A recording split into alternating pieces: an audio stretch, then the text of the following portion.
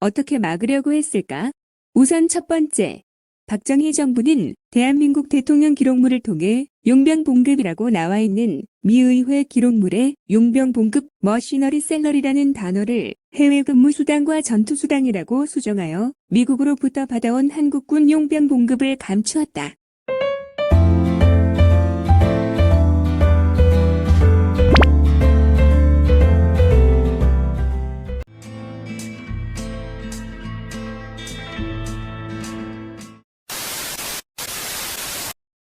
두 번째, 박정희 정부는 혹시 모를 미래에 파워용사들이 대통령 기록물에 나와 있는 그의 수당 등을 알게 되어 소송을 진행할 것을 대비해 헌법조항의 이중배상금지법이라는 위헌적이고 헌법에 들어갈 수 없는 내용을 유신을 통해 악법을 만들어 부당이득금 반환을 하지 못하도록 하였다.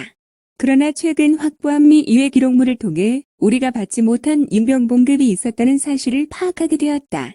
용병봉급 배상 요구는 이중자기 배상을 요구하는 것이 아닌 착복된 미지급 봉급을 달라고 하는 것이므로 정상적인 선진국가라면 목숨 걸고 전쟁에서 싸우고 돌아온 군인들의 정당한 대가를 다시 찾아주는 것은 당연한 책무라고 할 것이다.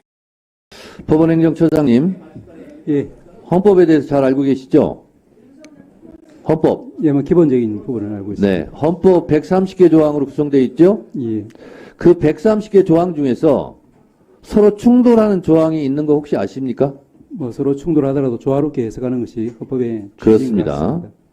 저 조화롭게 해석하는 부분을 제가 듣고 싶어서 하는 겁니다. 헌법 11조는 모든 국민은 법 앞에 평등하고 사회적 특수계급을 인정하지 않고 있습니다. 맞습니까? 예, 그런데 헌법 84조는 대통령은 내란 또는 외환의 죄를 범하지 않고서는 형사상 소추를 받지 아니한다. 형사 불소추권을 인정하고 있죠? 예, 법 앞에 평등한 부분에 대해서 예외죠. 그렇습니다. 왜 예외입니까?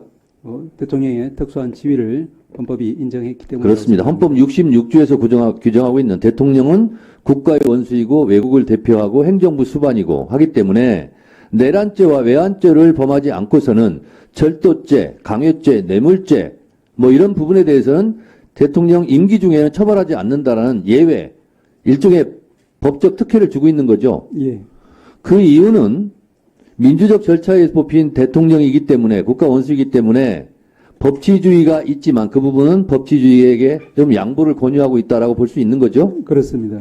그러나 내란죄, 외환죄를 저질렀을 경우는 경우가 달라지는 거죠. 예, 이제는 민주주의가 법치주의에 좀 양보를 해야 될 때죠. 그런 취지로 그런 상황입니다. 그렇기 때문에 지금 내란 행위에 대해서는 수사를 해야 되고 또 그렇기 때문에 법원에서 영장을 발부한 거 아니겠습니까? 형사 불소추권이 인정받지 못하는 내란 행위이기 때문에 그렇지 않습니까? 헌법에 명확히 규정되어 있는 바와 같습니다. 네, 그렇습니다.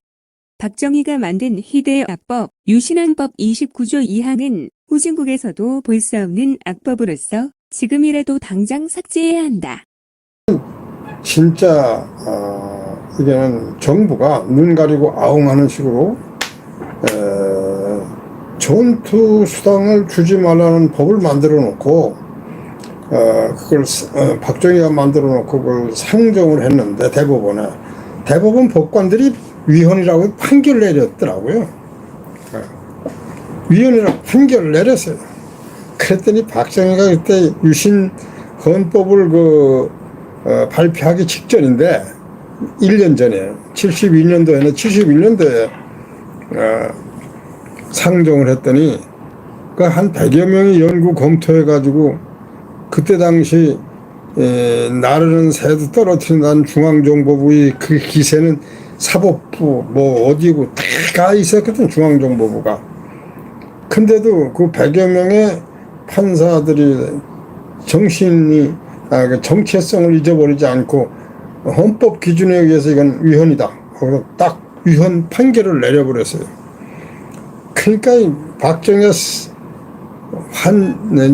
굉장히 화를 내는 식의 표정에서 중앙정보부에서 발동 걸어서 100여 명의 판사들을 잡아다가 똥물나게 남산에 갖다 패버린 것 같습니다. 그래서 사법 파동이 일어나가지고 판사들이 이건 위헌이다 판결 내리니까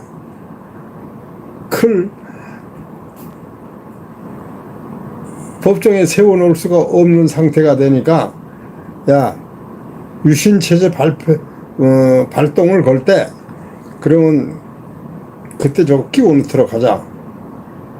이래 넣어서 1971년 6월 20일 그걸 상정한 거를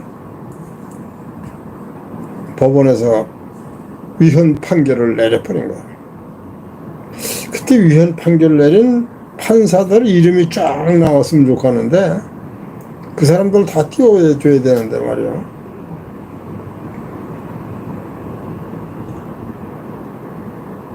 근데 그 이후에 박정희 정부에서 그 어제 KBS에서인가 그날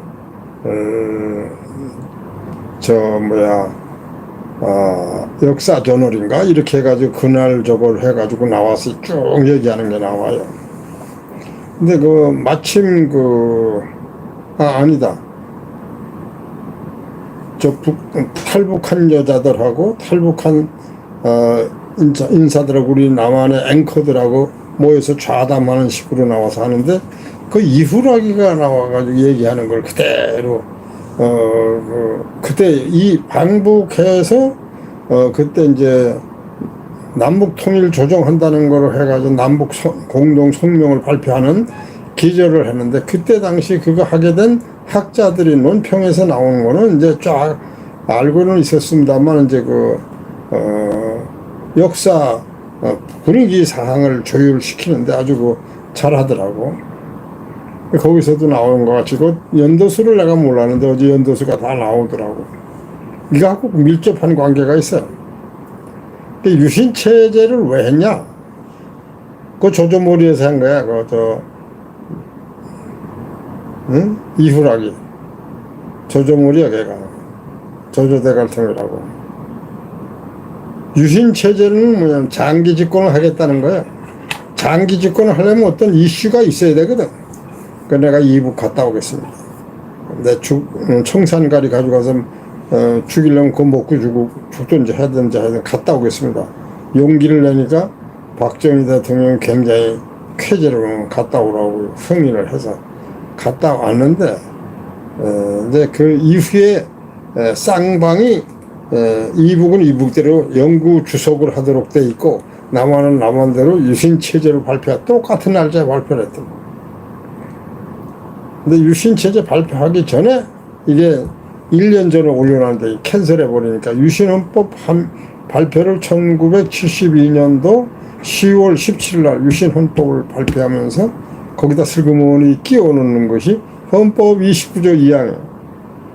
여러분 헌법 29조 2항이 뭔지를 우리가 처음에 잘 몰랐습니다만은 모든 전투상 주지 말라는 규결이 어디서 올라가냐면 대가리 꼭대기에 딱 올라가니 거기 헌법 29조 2항이 돼 있어. 군인이나 경찰이 전쟁에 참여했을 때 생긴 크레임에 대하여 배상을 청구할 수 없다. 이게 1항이고 2항은 일반인은 청구할 수 있다. 이렇게 만들어놨어. 그러니까 이거 법관들이 이건 아니다 하고 위헌 판결을 내린 거야.